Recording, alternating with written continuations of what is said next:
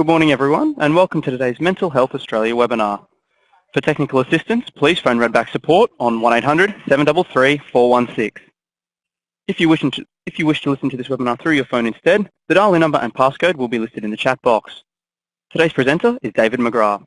Without any further ado, I'll hand you over to David to begin.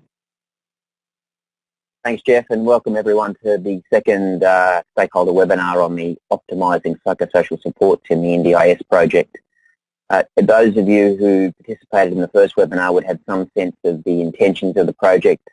I anticipate there may be some people with us today who weren't participating in the first webinar, so I will spend a little bit of time just going back over the intentions of the project and some of the methodologies that we used. But my primary intention today is to provide you with advice on our project outputs so you can see the sort of direction that we're heading in terms of the recommendations we'll make to governments, and just to provide you with some of the outlines of our assumptions, thus you can test for yourself whether you think they have particular validity or whether in fact we may have made some assumptions that are problematic, and if you're able to identify those for us, then that's helpful before we submit our final report. So if everybody's ready to progress, I'll work my way through a brief presentation. It should take in the realms of about half an hour or so. And then at the end of that, I'll give you an opportunity to present some questions, and I'll do my best to answer them. And then we'll move on from there. Jeff, I'm ready if you want to bring up the slides. Thanks, Jeff.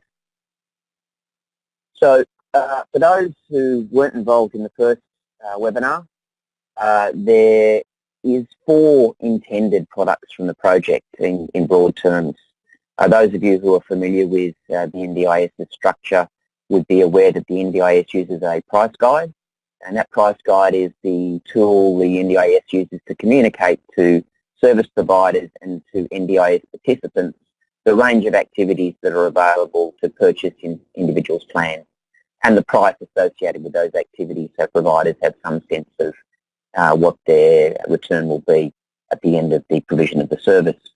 One of the primary goals of this project was to assess the price guide not from a pricing perspective, but to assess the price guide perspective of the activities that are included within it, their appropriateness for those individuals in the NDIS with a psychosocial disability, if indeed their definitions could be improved or made more precise for people with a psychosocial disability, and if there were additional items that could be added to the price guide that would be evidence-based and have utility for people with a psychosocial disability.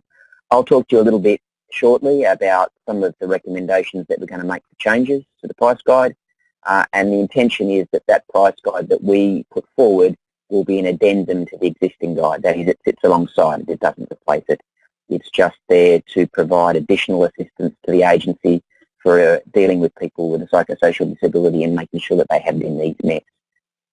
The second product from the project was some recommended assessment approaches to assist in allocating people to tiers of support.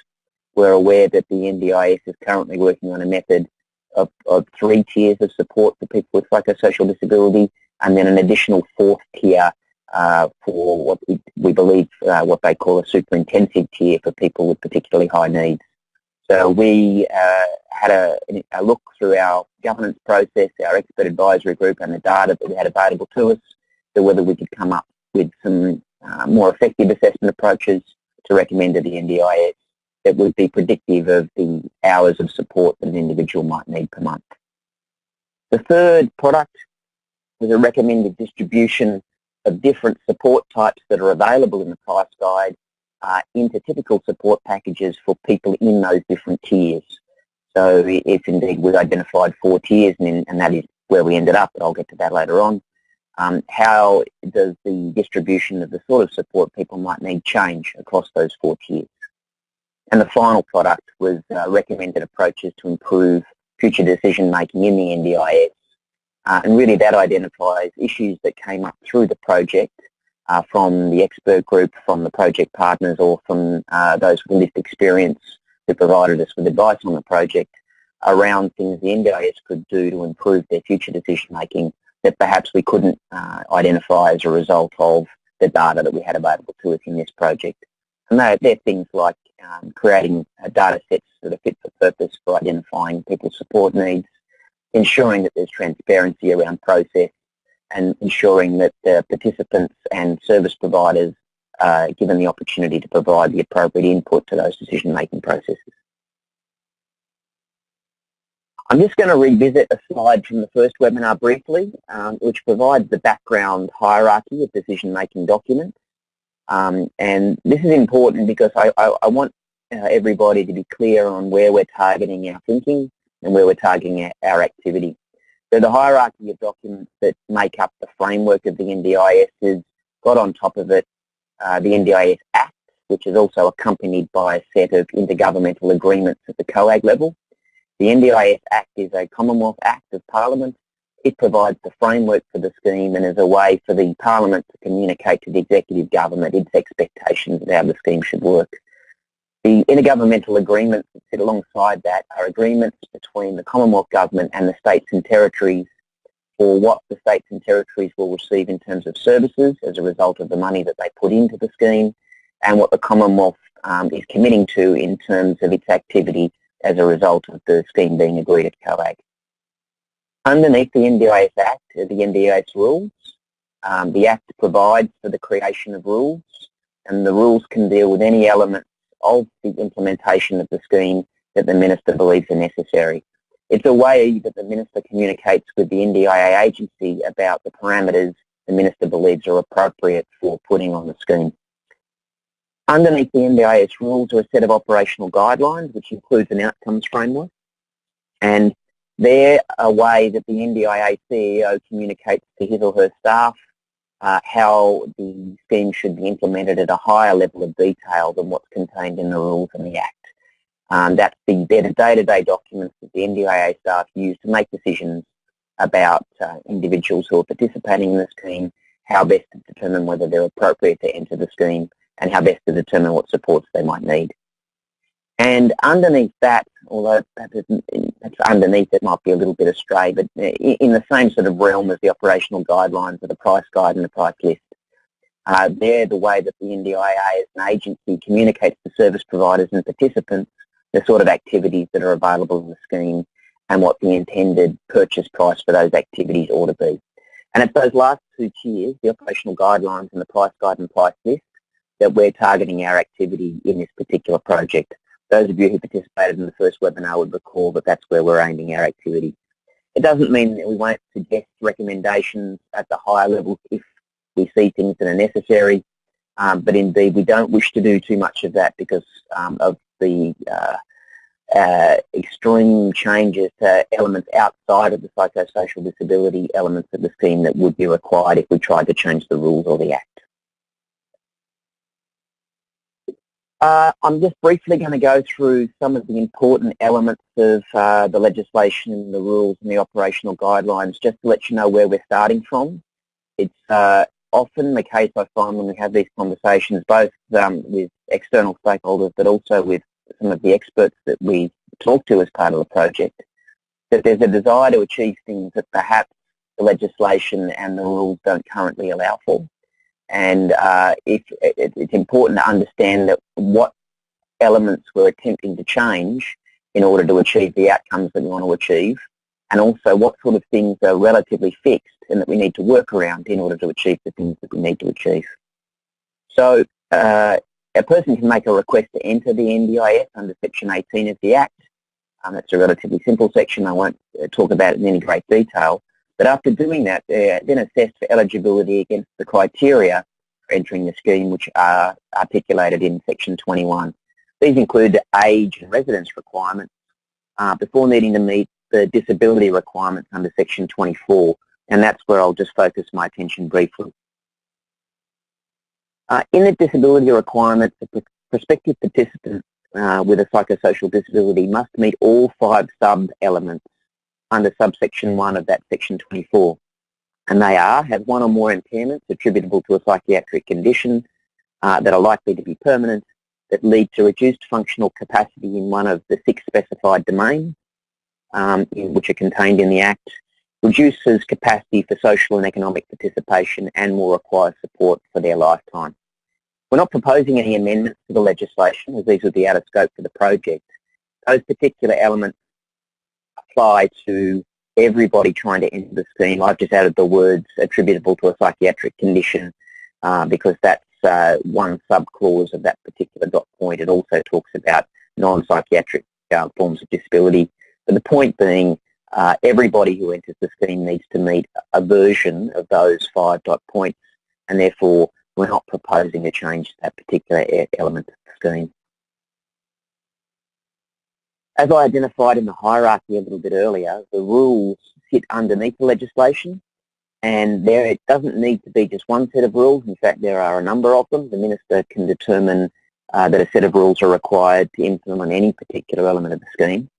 But in this particular case, there are a set of rules that specifically relate to becoming a participant. They are the National Disability Insurance Scheme, in brackets, becoming a participant rules. That's not a particularly complicated name. And that, in Part 5 of those rules, that sets out when a person those disability requirements for the scheme that I just described from Section 24 of the Act. The early paragraphs of this part of the rules really just reiterate the language of the Act, and paragraphs 5.4 to 5.7 address the permanence criteria, which are not necessarily relevant to the project that we're undertaking. But where I will focus is on paragraph 5.8 and its sub-paragraphs, which talk about the functional capacity elements of the Section 24. So I'm just going back briefly to the previous slide. You'll see the third dot point, one of the sub-elements that must be met by a prospective participant in the Act is it leads to reduced functional capacity in one of 6 domains. And the rules specify how you make a decision about that in the simplest terms. So that's linking those two things together. In the simplest terms, we need to know what are the rules for deciding if somebody has a limitation in their functional capacity. And they're the important points from the relevant part in terms of assessing those particular rules, because as you would understand, one of the things we're trying to do in this project is assess functional disability for the purposes of somebody entering the scheme, the following dot points which are up on the slide now. So you can have an assessment tool that may be specified in operational guidelines. It may be tailored to particular impairments, therefore it may be tailored to psychosocial disability. It may be, but doesn't have to be, the same tool that's used to make decisions about participant supports. And I've then listed up on the screen the decisions that need to be made about participant supports, which are contained in a separate set of rules. And I recognise this might be getting a little bit complicated at this point. I'm happy to address questions later on about the 2 separate sets of rules. It must be fair and transparent, and it must have reference to areas of social and economic participation. So these are the criteria for making an assessment or using an assessment tool for somebody's functional limitation, and a functional limitation is a requirement to enter the scheme. So I hope you can see how those things link together. If you're assessing a functional limitation using a tool, these are the requirements that must be met. I'm now going down one more level in the hierarchy, if people are still following me. I've dropped down from the legislation to the rules, and now I'm dropping down one further level to the operational guidelines. And what do the operational guidelines say? The NDIA has an operational guideline specifically about the process to attain access to the NDIS. And Part 10 of that outlines the assessment process, and it says, importantly, when making a decision about somebody's access to the scheme, the NDIA must assess all the available information, which includes examining information provided by the participant, talking with the participant and with the participant's consent, their family and carers, considering information and evidence from a range of different sources, including from the participant, family members, carers, and medical and other health professionals, and in some circumstances assessing what weight needs to be provided to each of those particular pieces of evidence. You'll see that this is the first thing that the NDIA must do. And the reason I've highlighted this is to let everybody know that any assessment tool that's used as part of the process for getting into the NDIS needs to be secondary to doing these things. And as you'd hope, they are talking to people. They are talking to the participants and talking to their family and carers and any relevant treating professionals about their particular circumstances. Any assessment tool must be secondary. And I think that's an important thing to reflect on when we're thinking about how we're going to assist the NDIS in assessing people for the scheme. The other part of this guideline that is relevant is that the NDIA will only request further information or require a prospective participant to undergo an assessment or examination or provide a copy of the report to the NDIA, and I've bolded this myself here, where it is reasonably necessary to determine whether the prospective participant meets the access criteria. So an assessment tool or a further examination is not a default decision for the NDIA in terms of assessing somebody's access to the scheme. It's only where it is reasonably necessary to make a determination about whether the prospective participant meets the access criteria. Importantly, if you recall 2 slides back where I was focusing on the rules, an assessment tool may be specified, as you see here, in the operational guidelines. The NDIA has determined not to do so. There is no reference to a specific assessment tool in the operational guidelines as referred to in the rules for becoming a participant above. So in terms of access to the scheme, it's important to understand that the primary thing the agency needs to do is to seek information from the participant, the family and carers, treating health professionals where relevant, and ask for advice from the participant and family and carers about the needs of that particular individual in entering the scheme. An assessment tool is secondary to that process. Now, if everybody's still with me, I'm going to move on to the second set of rules. And the second set of rules are the NDIS supports for participants rules. And the reason I'm focusing on this at this stage of the presentation is you'll recall that there was a set of rules for becoming a participant, and there is a separate set of rules for supports for participants. I haven't gone through it in detail in the Act for you today, but suffice to say you can trust me that there are separate sections of the Act for becoming a participant and separate sections for how you do plans for when you are a participant. And unsurprisingly, you'll find out in a minute, there are separate operational guidelines for access to the scheme and for doing planning for people once they enter the scheme. The reason I'm highlighting these things is it's clear that all along the hierarchy, the Parliament, the Minister and the NDIA CEO, these are 2 separate processes. They are not a single process. There's been some inputs that were received as part of this project that perhaps in some cases they are being treated as a single process. It was certainly intended that they be 2 separate processes, albeit obviously interrelated. Now, Part 4 of these rules addresses needs assessment and how you make a decision about what support needs that somebody might need in the NDIS. An important point to note from this part of the rule are that activity limitations related to a participant's disability are a consideration in determining the supports that are required. However, it appears from the wording of the clause that they are likely subservient to the participant's goals and aspirations, as these are clearly and positively linked to the provision of supports in one of the sub-elements. The other thing that's important to remember is that assessment tools must be specified in operational guidelines, as the language of the rules doesn't appear to imply any discretion. What I mean by that is there was the previous set of rules about becoming a participant made it discretionary about specifying whether there was assessment tools for entering the scheme. However, the rules about planning once you're in the scheme are not discretionary, and assessment tools must be specified in the operational guidelines. The other thing I'll just point out, and I apologise for the length of my background information here, I just think it makes more sense when I talk about some of our outputs to understand why we made some of our determinations. Part 5 of the rules talks about the general criteria for support, and this is an area where the relationship between the participant's disability and a support is made explicit.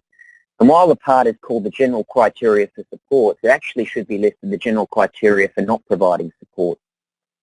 And that is that 5.1, a support will not be provided or funded under the NDIA if it is likely to cause harm to the participant or pose a risk to others.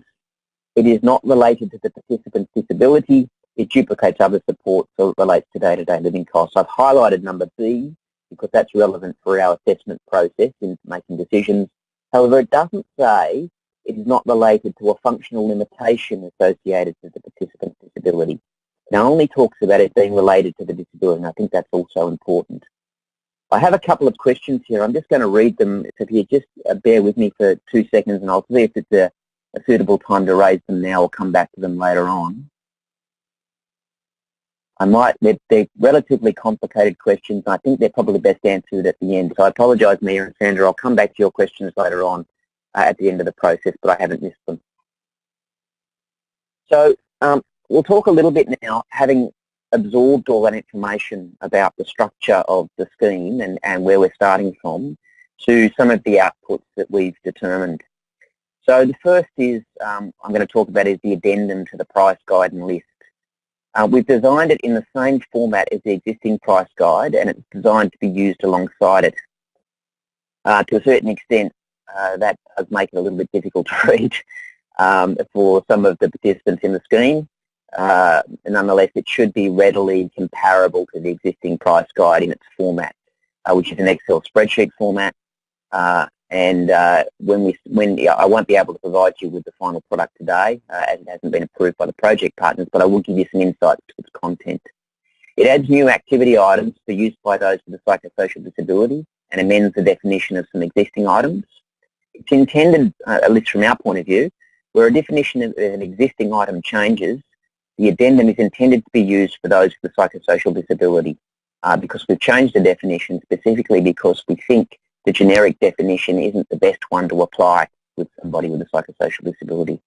We're not trying to change the NDIA's processes. In fact, we've worked very hard to fit in with them.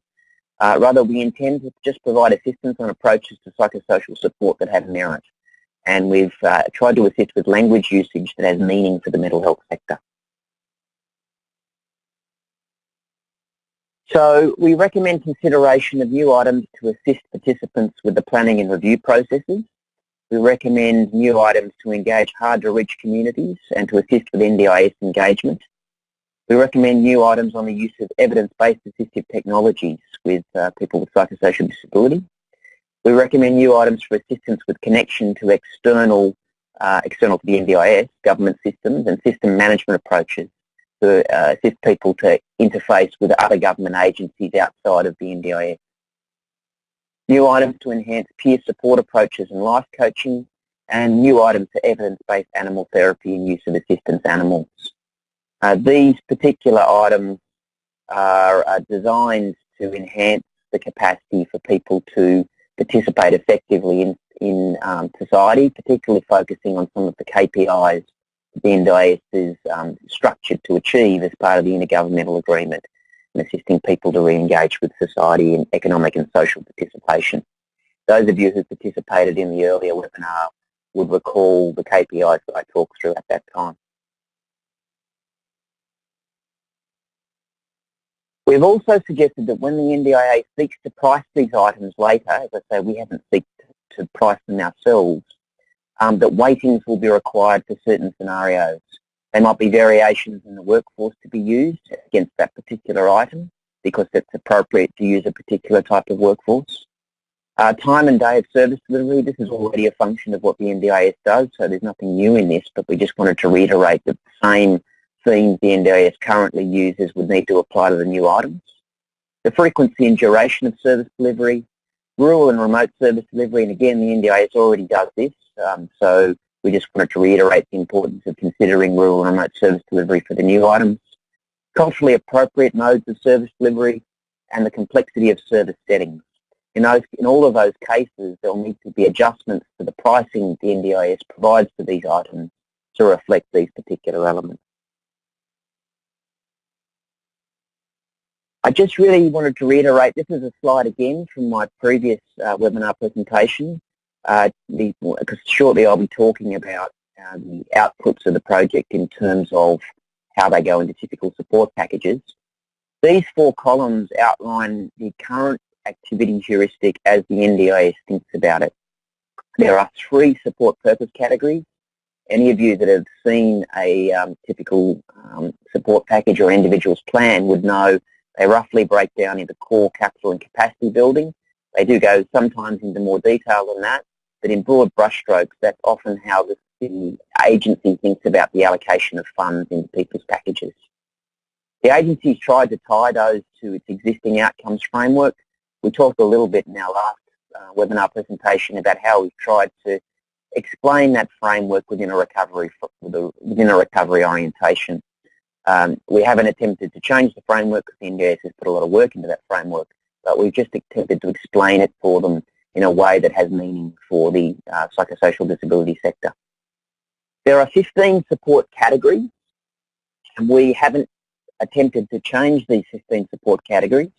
What we've sought to do is to make sure that our new items and our adjusted items fit within these 15 support categories. And the final column are examples of individual support items that exist in the Excel spreadsheet currently. These items are items that have an individual price associated with them. Under each support category in the third column, there may be 20 or 30 items, or in some cases as few as 2 or 3, that sit under those categories. Each of those items have a price, and that price may vary depending upon whether it's a rural and remote service provision or the time or day of service provision, and in some cases may vary on the basis of complexity. So that's how the current heuristic looks. When somebody has a particular item on their plan and they receive that item from the provider, there's a code associated with that item. It is entered into the NDIA payment system by the provider, indicating that the service has been provided, and that price is then activated and provided to the NDIA provider. That's roughly how the structure works. I'm sure there's somebody out there that will correct me on the detail, but in broad brushstrokes, that's roughly how the process works. And I'm just reiterating again our focus on changing the planning architecture that I talked about in the last meeting to focus on achieving the performance aims of the NDIS as outlined in the intergovernmental agreement between the state and territory governments and the federal government. And we want to focus on aligning activity of the KPIs contained in the intergovernmental agreement. As such, we're suggesting that instead of support purpose categories, that's core, capital and capacity building, we want to align the way the NDIA thinks about these KPIs to the timing of supports to meet the purpose. Shifting the emphasis to establishing support to facilitate choice and control for participants, followed by growing independence and economics of social participation for participants. We want to use language to change the way the agency providers, participants and their families think about the scheme currently. That's not to say that the current design, which was built up around the history of the disability sector, is erroneous, just that it's not entirely perfect or ideal for working with people with psychosocial disability. And it's important to understand that change of emphasis and ensure that change of emphasis is incorporated into the way the scheme operates. So we'll talk briefly about what I've called throughout the project categorisations, but that's probably a little bit of a complicated term. All I really mean is how do we allocate participants to groups or tiers of support they might need. And once they fall into those tiers or groups, when we have a methodology for making correct or appropriate decisions with them, what's the right typical support package for those particular individuals. So we've looked at assessment tools and tested the predictive validity of our preferred tool, and we've determined that that particular tool is a linear predictor of the hours of support per month an individual may need. And we've done that by using existing data provided by the project partners, and that data comes from projects of a like type to the NDIS, or programs of a like type, but that are not NDIS programs. So they're not constrained, or the data outputs are not distorted by the NDIS policy settings at the moment. They are programs that have same intent, similar types of participants, and are able to provide us with data and information on support hours and on people's assessment against particular needs. So using that data, we were able to tie the data we had on assessment tools to the hours of support that people might need in a predictive fashion. We also identified that that tool has individual items that are more or less predictive of support need for individuals, and that can be helpful in identifying flags during the planning process where an NDIA planner should sit down and pay closer attention to particular areas of unmet need because they're greater predictors of somebody's overall support needs. We've identified participant characteristics that are predictive of tiers of support need from existing non-NDIA data sets as well. I don't think anybody online or who's familiar with the field would find any of these participant characteristics particularly surprising, but what's useful is that we've been able to identify them from a data set, and that will be helpful for the NDIS, I think, in honing their assessment processes and, again, identifying particular flags that need to be delved into when a participant has one of these particular characteristics. And the project will make recommendations about the hierarchy of the assessment process to ensure that the assessment tools are merely an adjunct to communication with participants and their carers, as the NDIS rules suggest. We will talk a lot about assessment tools and assessment processes in our final report, but I want to comfort people that we don't view those as a substitute for conversations and for getting the views of participants about their needs. They're merely an adjunct, and we're not encouraging the NDIA or anybody else to use them as a prescriptive methodology for determining somebody's needs.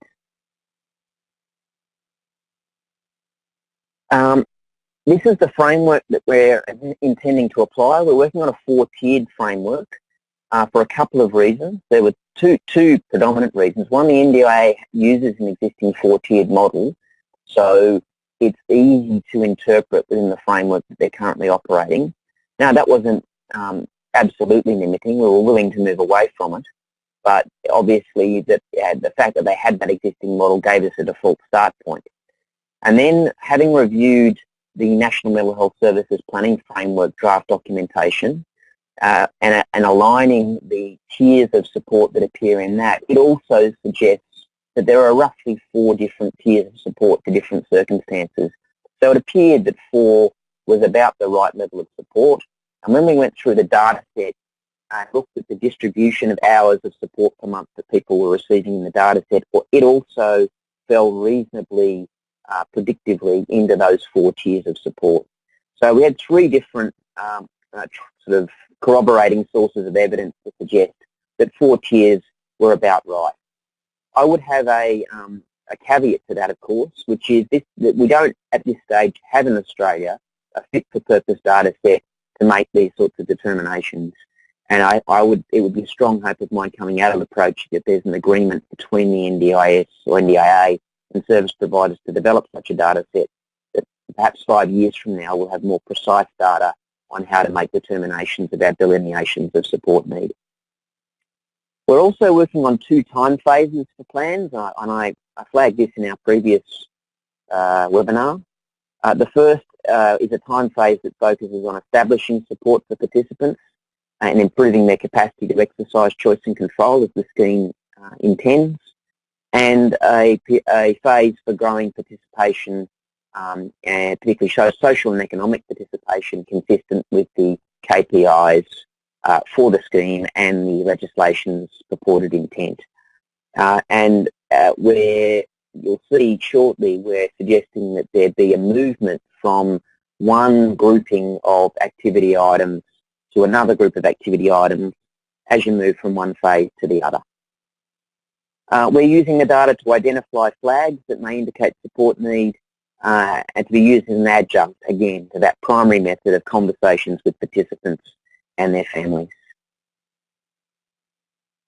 Here are some of the examples of predictors of support need identified from the data. These are non-exhaustive. I don't think anybody would be particularly surprised by these things, but as I say, it's useful to have a set of data that demonstrates linear relationships, and that provides some comfort to the NDIS and to us that when we're making decisions about people's support needs, we are paying closer attention to those things that do traditionally make a difference in terms of assisting people to get better outcomes. These are the predictors. Age is a predictor of identified support need, and in this case, somewhat surprisingly, I guess from my point of view, those under the age of 25 have higher support needs than other age categories. Diagnostic categories are a support need, a predictor of support needs, sorry. Aboriginal or Torres Strait Islander status is a predictor of support need. Exclusion from the workforce, and by that I mean not unemployment, but actually exclusion altogether from participation in the workforce, is a predictor of support need. Unmet need for accommodation, unmet need for assistance in looking after things around the home, and unmet need for assistance with receipt of entitlement to benefits. All of these things were predictors of additional support need for people. Now, moving on to typical support packages, the NDIS uses typical support packages currently to develop default plans for NDIS participants on the basis of their assessment process. I'd have to say the details of this mechanism haven't been made public. It's been referred to in some of the Productivity Commission reports. The NDIA has given briefings to stakeholder reference groups, peak bodies, but those briefings have not provided intimate details about how the mechanism works. So we've tried to be true and consistent to our understanding of the process. We're certainly not trying to supplant the NDIS's processes. We're doing our best to adjust their processes to reflect what we think might be helpful for people with a psychosocial disability. We've attempted to identify optimal typical support packages on the basis of a similarity of need amongst groups of NDIS participants and provide these to the NDIA as an alternative mechanism for driving the planning process. Now, our approach will also seek to identify the best timing of investment in supports that is likely to achieve the best outcomes. In looking at these typical support packages, the data didn't allow allocation to activity at the level of support categories. So if you recall, I'll go back to the heuristic. We were hopeful we might be able to identify levels of support need at this tier with the 15 different delineations of types of support category. The data didn't allow us to do that, but it did allow us to identify along the traditional categories of support purpose, which provided us the capacity to demonstrate to the NDIA how they could change the distribution of activity for people currently in the scheme. We've recommended that the packages indicate a capital amount where relevant, and particularly to focus on some of our new items that are capital items. Traditionally, people with a psychosocial disability have not been given access to capital support items, largely because it seems that NDIA planners haven't found a link between the individual's disability or functional limitation associated with their disability and the available items. We hope that we've challenged that and come up with items that would be relevant, and therefore that the package should indicate a capital amount where relevant to people with a psychosocial disability. We're also suggesting that there be minimum requirements for peer support, family-based models and culturally appropriate models when the agency identifies a need in this regard for particular participants. Our model works on an overall higher proportion of capacity building items than are currently being utilised. We believe the scheme currently has somewhere between sort of 25 and 30% capacity building and 70 and 75% core items. Some of the data that we got from some agencies in particular locations suggests that the core use of activity, excuse me, the core use of activity items is even higher than that. Some geographies suggest that in recent months the amount of capacity building items have gone up. But I think we're suggesting higher than the 70-30 for core versus capacity building, higher capacity building ratios. It also grows the capacity building proportion in the second phase relative to the core items. So if you recall, we're working on a two-phase of the planning process, an initial establishment phase where somebody receives a plan, and then a second phase where there's a growing participation onus in the planning process. And when we get to that second phase, we're recommending an increase in the amount of capacity building support at that time. The other principle that will apply is that as you go up the tiers of support need from tier 1 to tier 4, the level of core support will be higher in the higher tiers than the lower tiers. That's largely to reflect the greater intensity of establishing support for exercising choice of control as people go up the support tiers. and that was the advice of the expert group in the outcomes of the project. Finally, there's a set of recommendations to improve future practice, and I've already alluded to a number of these. A purpose-built data set is a joint venture between the NDIA and mental health providers to identify predictive patterns of support need. I think this is a necessity. While the project partners have been very collegiate and collaborative in providing the data that they have has not been designed for this particular purpose. It's been designed as administrative data for the purposes of being able to meet funding requirements and to also monitor service provision. And I think a purpose-built data set as a joint venture is necessary to get this stuff right in the future. Further work on our predictive tool with an NDIS cohort. Remember, the work was done with a non-NDIS cohort, and with the potential to create an adjunctive tool with consumer input that measures missing domains from a recovery framework. Even with the tool that we identified, there are still missing domains that from a recovery framework that aren't measured by that tool, and there is opportunities to do that as well. The specification of the assessment tools to be used in the NDIA operational guidelines, consistent with the requirements of the NDIS rules. I think it's important that if participants are going to be assessed against a particular tool, and as you noted earlier, we're recommending a new activity item for people to be able to purchase support for managing the assessment process, I think everybody needs to be clear on what that assessment process is. Transparency is important for building trust, but also to make people feel comfortable with the process when they're going through it and to minimise any unnecessary distress. And also dedicated training of NDIA planning staff in important principles associated with psychosocial care, including recovery-oriented practice and trauma-informed care. We've got strong feedback during the process that there's variability in NDIA planning staff around their capacity to understand a psychosocial support framework. Some do, some don't. Those that do generally provide very helpful interventions and very useful planning processes, but you can never be sure what you're going to get in terms of that particular planning experience. And being able to get some more uniformity of planning expertise in psychosocial support and psychosocial care that understands recovery-oriented practice and trauma-informed care is important in terms of outcomes. I've gone a little bit longer than the half hour I suggested. I'm getting up towards 45 minutes now. As you can hear, my voice is breaking a little bit, so I might give people an opportunity to ask a few questions. I've got a few already up on the screen, so I'll work through those sequentially. I acknowledge that when I do that, I do need to take a few seconds to pause and read them and actually understand the intent of the question, which doesn't make for great communication. So there may be some blank spots. Again, I apologise for that, but I don't think I can handle it in any other way. So I'll deal with the first question. What is a person's psychosocial disability, e.g. paranoia, prevents them giving consent, signing papers, and if they do not have any formal, informal people who can do this for them?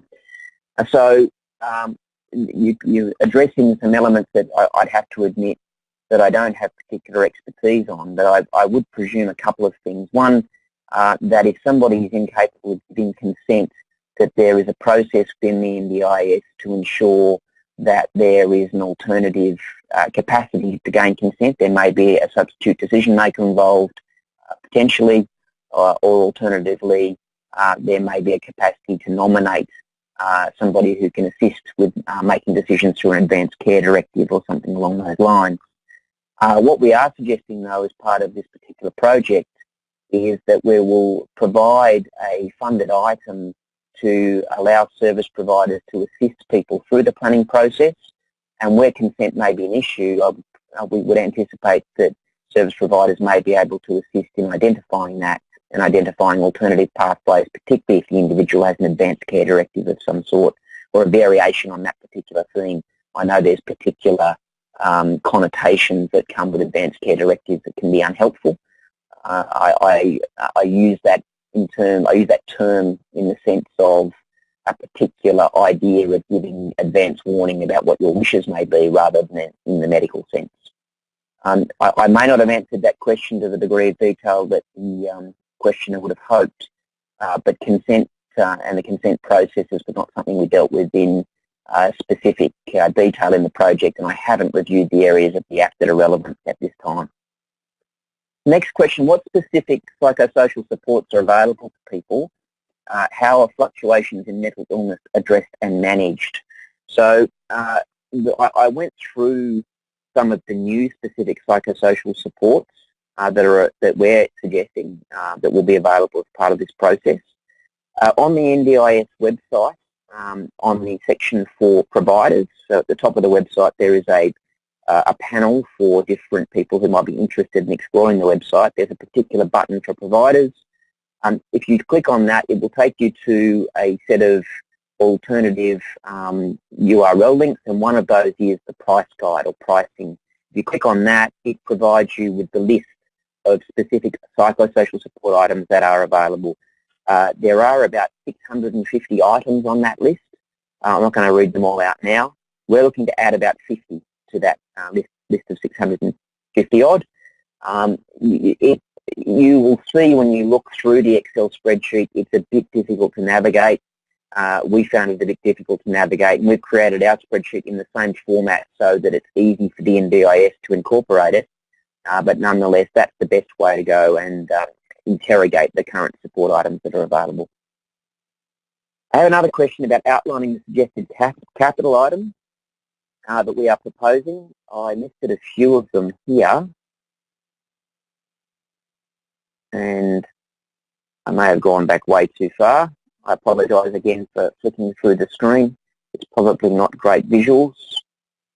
So examples are use of evidence-based assistive technologies for individuals in the scheme. This could include assistive technologies to manage day-to-day scheduling. They could be assistive technologies to manage lifestyle interventions.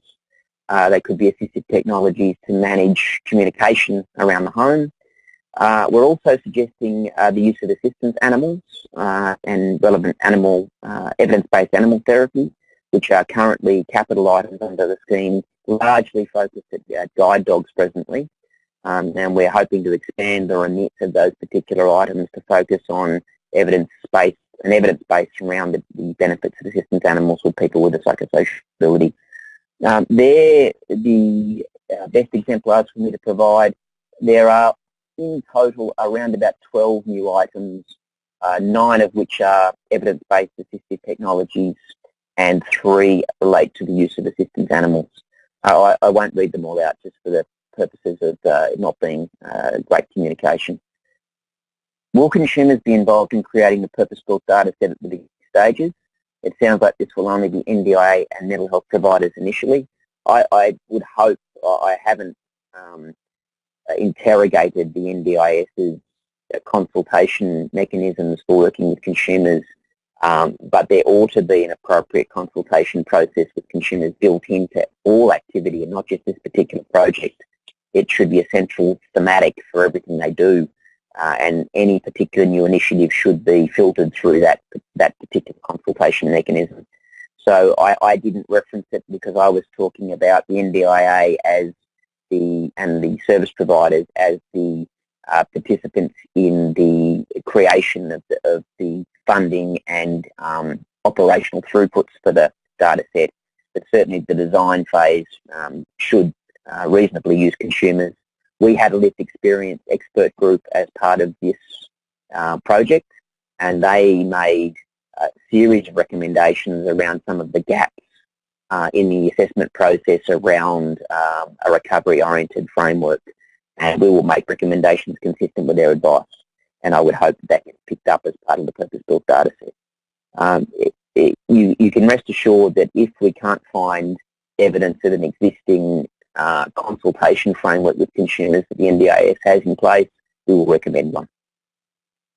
Has the NDIA demonstrated interest in and support for this project yet? That is a fabulous question, and one that should be in flashing lights.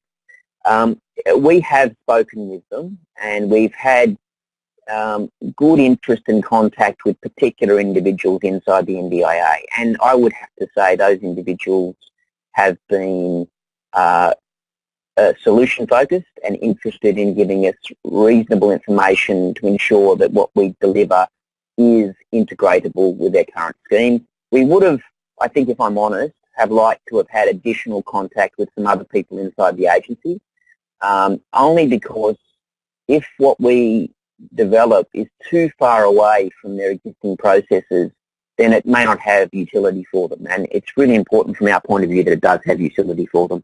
So we are meeting with some other people from the agency early next week before we finalise the report. I'm hopeful that will give us some additional guidance on our outputs, but we're largely at the point now where we've made most of our decisions about what we think is reasonable.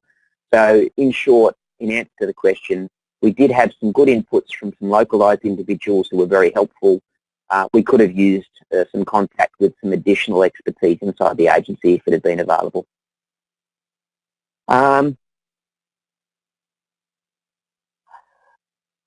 People, I'm getting some comments now. I'll take on board. I won't read them out, but I appreciate the commentary. I will take on board those comments and feed them back through the process. I'll just stick to questions if that's okay, but I do acknowledge and appreciate the commentary I'm receiving.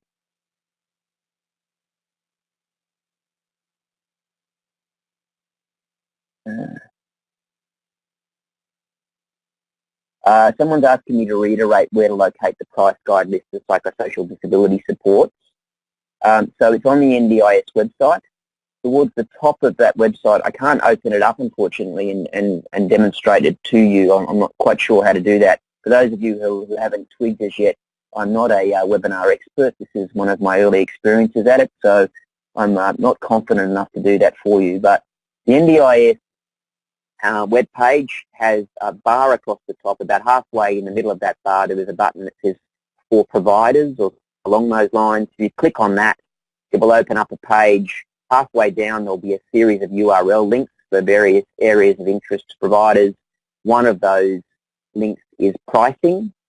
If you click on the pricing and then go to the bottom of that page, there is what's called a CSV file. It's not intuitive and it's clearly not designed to be found readily. But that CSV file, if you open it, lists all the items that are available for activity supports within the scheme.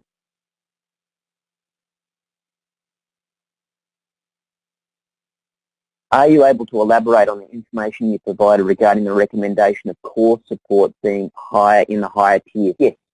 So we talked in the expert group about what might be different between Tier 1 and Tier 4 in the early stages. What is different in terms of those people who have higher support needs, particularly given we've identified a few predictive characteristics for them. And those predictive characteristics included, if you recall, that they were younger generally, had a psychotic disorder generally, were excluded from the workforce, were more likely to be Aboriginal and Torres Strait Islander, more likely had problems in having accommodation, more likely to have problems in being able to look after the home, and more likely had problems in receiving the funds they were entitled to. There were a number of the predictive characteristics that we identified from the data set. Looking at some of those predictive characteristics and the support needs that those individuals might have, the expert group felt that it was more reasonable to expect that those individuals might need a higher proportion of core as against capacity building supports than people in some of the lower support needs who might already have the capacity to use the capacity building supports in a more effective way. That was the principle that we applied within a context also, and I need to remind everybody of this really clearly, that the overall level of capacity building support in every tier and at every time phase is higher than it currently is. So, as I said, the current data suggests that it's around about 70-30 quarter capacity building. We're suggesting higher levels of capacity building in every tier at every phase.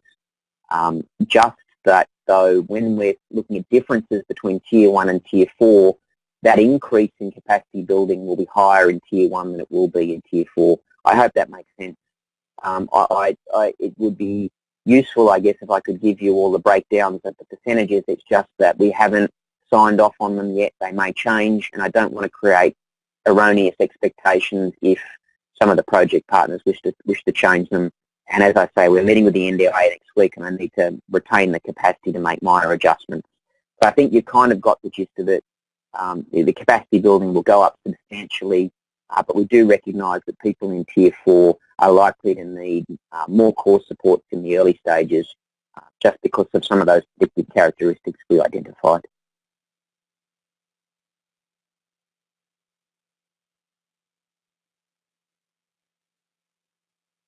I'm just checking on more questions.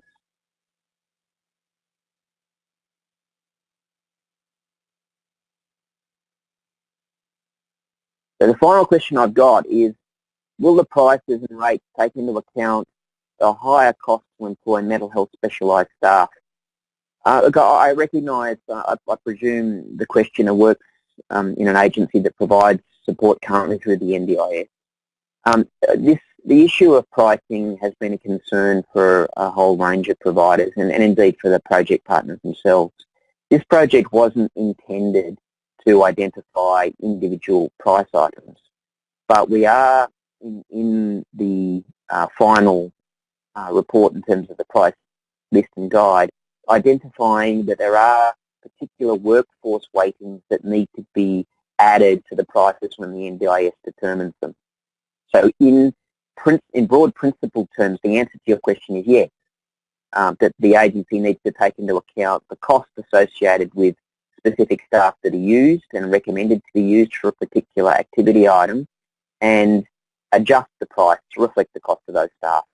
But we're not determining those prices, and the project never intended to go to the level of pricing because it required a different data set, a different set of expert skills, and at some later stage, it's hopeful that we'll work with the NDIA around identifying a more effective price structure. I have another question that just popped in. Are you able to provide more information on the family-based models that are being recommended? We've had suggestions which came from both the experts by experience and the expert panel. We had two expert groups operating within the project, and both groups recommended the use of a family recovery model where appropriate for those participants where the agencies assessed an appropriate need.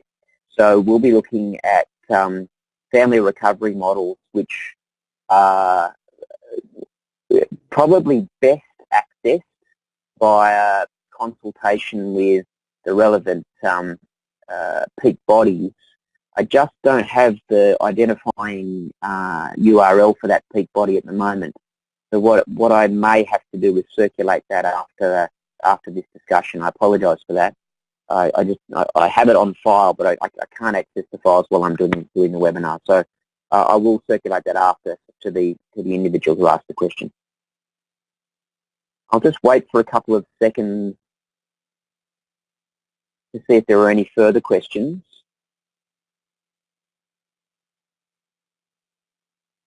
In the absence of any further questions, I'll finish my presentation. Got one more, two more, here we go. Will your slides be made available to us? I have to check with Mental Health Australia their intentions, but I do recall that the first webinar was actually put up on the net, which I presume incorporated the slides that I provided. If Mental Health Australia are online, I might give them an opportunity to indicate the intention with this second webinar. Belinda, are you able to assist with that question? Yeah, hi everyone, it's Belinda Highmore from Mental Health Australia, and yes, the webinar in its entirety, as you've just heard it and seen it, will be available in a couple of days via our website. So usually about 2.5 days to get it up. Thanks, Belinda. Sandra's just identified that I missed the question, and she's quite right, I did miss it, so I apologise for that. NDIS, this is the question, NDIS is for a permanent disability. Severity of mental illness fluctuates with different stages of recovery. How is this addressed and managed? So there's two elements to this. Firstly, if you recall, I talked earlier in the presentation about there being two separate processes for entry to the scheme and accessing supports once you've entered the scheme. So the Section 24 permanence criteria is a criteria associated with entry to the scheme. It's one of the necessary requirements that somebody needs to meet in order to be entered into the scheme. I didn't go through the relevant rules, and I'll just flick back for you now to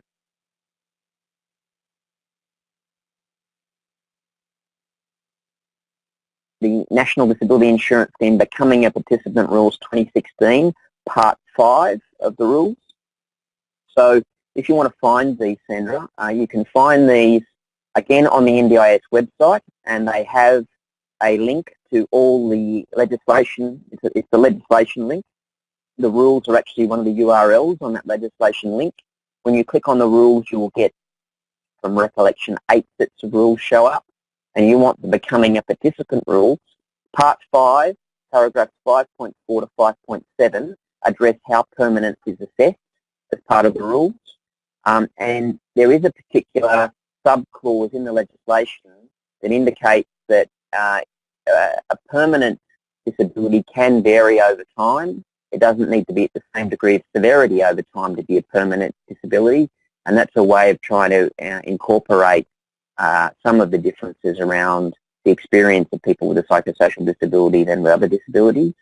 And so I do know that we didn't tackle the permanent entry criteria as part of this project.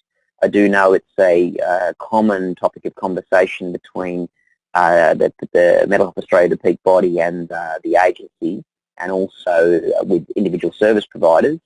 But if you want to interrogate the access components of that, you may get some comfort from how the rules apply in paragraphs 5.4 to 5.7, acknowledging that it is a source of concern for all of us in the scheme that it's managed appropriately. The second theme to your question is about how that's managed as part of people's plans and the review process.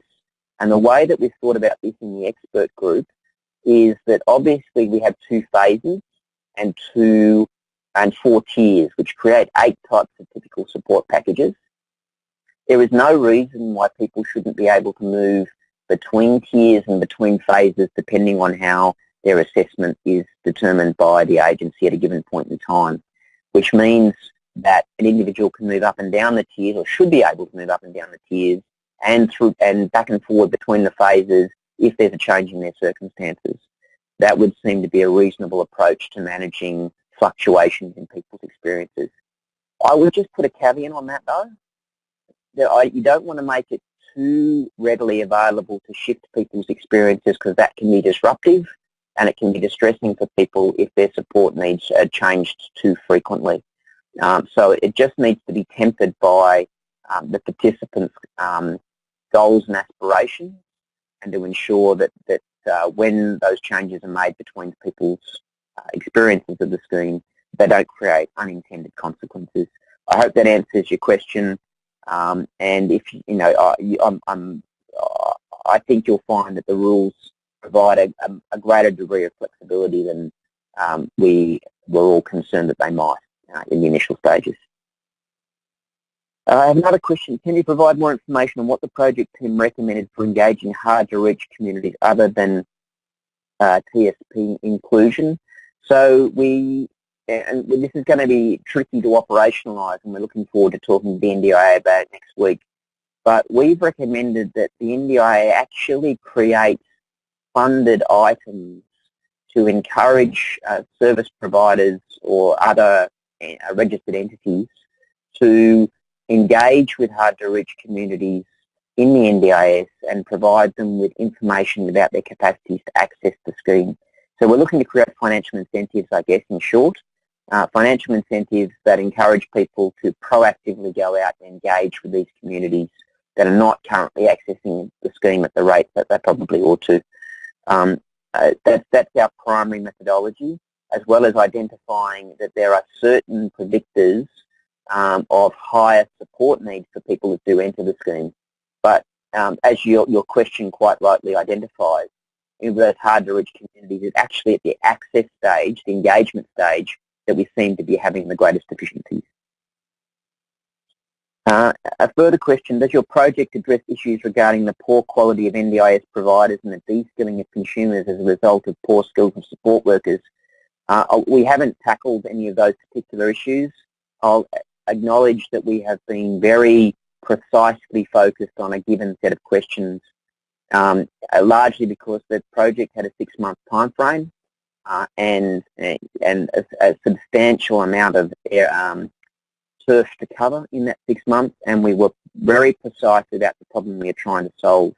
I recognise that there are a whole range of other issues associated with implementation that are well documented in the public domain that are being dealt with via other consultation processes.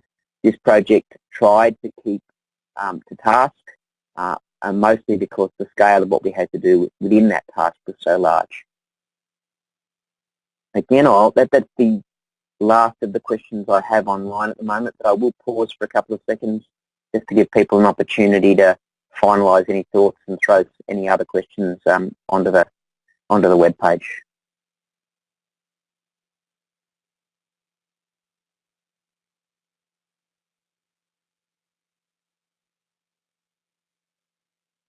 No, there doesn't seem to be any more coming. Look, I'll just finish off and thank you all very much for showing your interest today and joining in with this particular presentation. The final report will be available reasonably soon. I can't, obviously it's a determination to be made by Mental Health Australia and the project partners as to when they feel it's at a finished point that they feel comfortable to release it, but it should be relatively soon.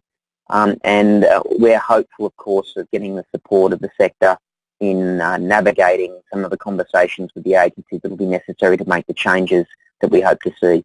So we hope that all of you feel some positivity about what we've had to say today, and we can seek your assistance later to engage with the agency around achieving change.